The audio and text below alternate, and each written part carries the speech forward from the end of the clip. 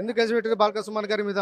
ఇవాళ సింగరేణిలో దాదాపు 40 లక్షల మెట్రిక్ టన్నుల బొగ్గు ఇవాళ మాయమైపోయింది. దాని విలువ 16,000 కోట్ల రూపాయల బొగ్గు ఎటువైంది అని చెప్పి ఇవాళ ప్రశ్నించినందుకే ఇవాళ బాల్క సుమన్ గారి మీద ఇవాళ అక్రమ కేసులు పెట్టారు. ఇవాళ కాంగ్రెస్ ప్రభుత్వానికి చిత్తశుద్ధి ఉంటే, ఈ రాష్ట్ర పోలీసులకు చిత్తశుద్ధి ఉంటే, అనిరుద్ధ రెడ్డి గారు జడ్చర్ల శాసనసభ్యులు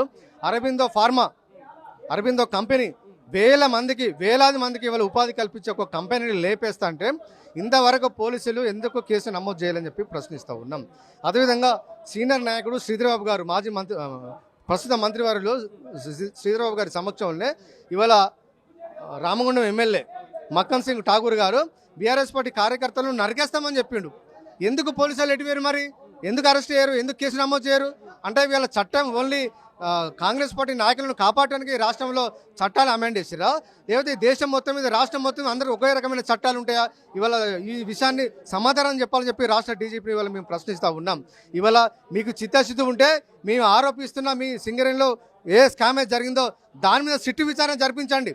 సిట్టింగ్ జడ్జితో విచారణ జరిపించండి. మేము అన్న దానిలో తప్పుంటే ముక్కు నేలకు రాపుతాం, లేకపోతే మీ ప్రభుత్వం జైలు పెట్టడానికి సిద్ధంగా ఉందని చెప్పి వీళ్ళ మేము ప్రశ్నిస్తూ ఉన్నాం.